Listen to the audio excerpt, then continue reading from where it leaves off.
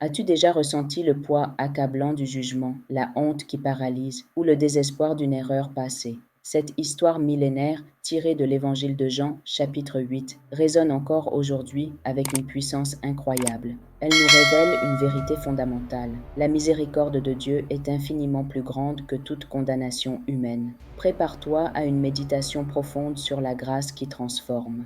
Imagine la scène, une femme, prise en flagrant délit d'adultère, est traînée sans ménagement devant Jésus. Son visage est marqué par la peur et la honte. Son corps tremble sous le regard accusateur de la foule. Les scribes et les pharisiens, maîtres de la loi, voient en elle une opportunité de piéger Jésus. Ils brandissent la loi de Moïse qui exige la lapidation pour un tel péché. Leur intention n'est pas la justice, mais la condamnation, cherchant à discréditer Jésus. Cette femme n'est qu'un pion dans leur jeu, un moyen d'exposer ce qu'ils perçoivent comme une faille dans son enseignement. Elle est l'incarnation de la vulnérabilité humaine face à la rigidité de la loi et à la cruauté des hommes. Face à cette accusation implacable, Jésus ne répond pas immédiatement. Il se penche et avec son doigt commence à écrire sur le sol. Ce geste, empreint de calme et de dignité, est une invitation au silence, une pause dans la fureur ambiante. Que pouvait-il bien écrire? Peut-être les péchés cachés de ses accusateurs, ou simplement une méditation sur la nature humaine. Ce silence est une leçon en soi, nous invitant à la réflexion avant la réaction. Il détourne l'attention de la femme pour la ramener vers l'intérieur, vers la conscience de chacun. C'est un moment de tension palpable, où la sagesse divine se manifeste non par des mots, mais par une action énigmatique. Enfin, Jésus se relève et prononce des paroles qui résonnent à travers les âges. Que celui de vous qui est sans péché lui jette le premier la pierre. Ces mots sont un coup de tonnerre dans le silence, une lumière crue sur l'hypocrisie.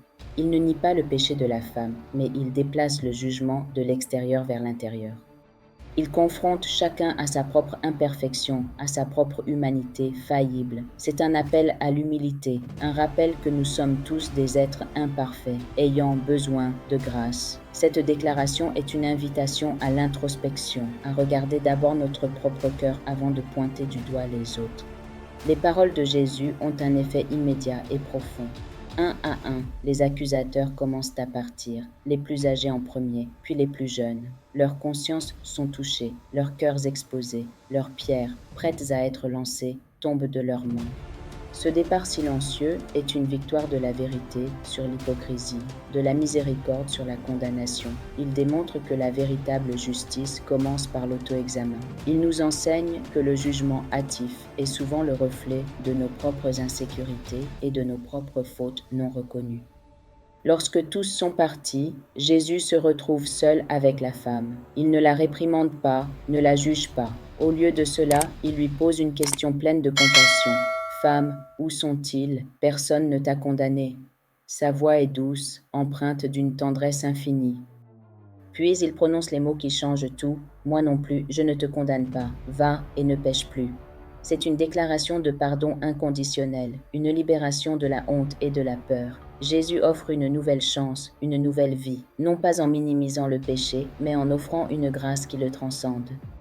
Le commandement « Va et ne pêche plus » n'est pas une condition au pardon, mais une invitation à la transformation. C'est un appel à vivre une vie nouvelle, libérée des chaînes du passé. Jésus ne dit pas « Je te pardonne si tu ne pêches plus », mais « Je te pardonne, maintenant va et vis différemment ». Cette histoire est un puissant rappel que la grâce de Dieu ne nous laisse pas là où elle nous trouve. Elle nous équipe et nous encourage à marcher sur un chemin de sainteté. C'est un chemin de croissance continue où chaque pas est guidé par l'amour et la miséricorde divine. Pour nous, jeunes adultes, étudiants bibliques et croyants, cette histoire est une source inépuisable d'enseignement. Elle nous invite à une méditation profonde sur notre propre vie. Sommes-nous prompts à juger les autres, oubliant nos propres faiblesses? Portons-nous le poids de la honte pour nos erreurs passées? Cette histoire nous rappelle que Dieu est un Dieu de seconde chance, de troisième chance, d'innombrables chances. Sa miséricorde est un océan sans fond, capable de laver toute culpabilité.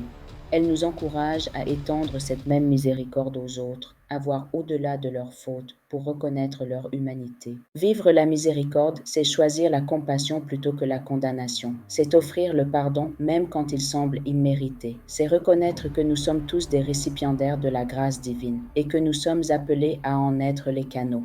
Cette histoire nous pousse à une vie de repentance sincère et de transformation continue. Elle nous donne l'espérance que, peu importe nos erreurs, il y a toujours un chemin vers la rédemption et une nouvelle vie en Christ. C'est un message d'amour inconditionnel qui nous libère et nous pousse à aimer à notre tour. Seigneur, nous te remercions pour ta miséricorde infinie qui surpasse tout jugement. Pardonne-nous nos fautes, nos jugements hâtifs et nos cœurs parfois endurcis.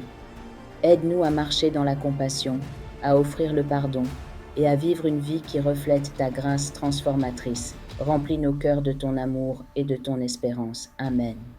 Si cette histoire de miséricorde a touché ton cœur et ravivé ton espérance, ne la garde pas pour toi. Partage ce message puissant avec ceux qui ont besoin de grâce. Abonne-toi pour plus de réflexions inspirantes et engage-toi chaque jour à marcher dans la miséricorde de Dieu en étant un reflet de son amour pour le monde.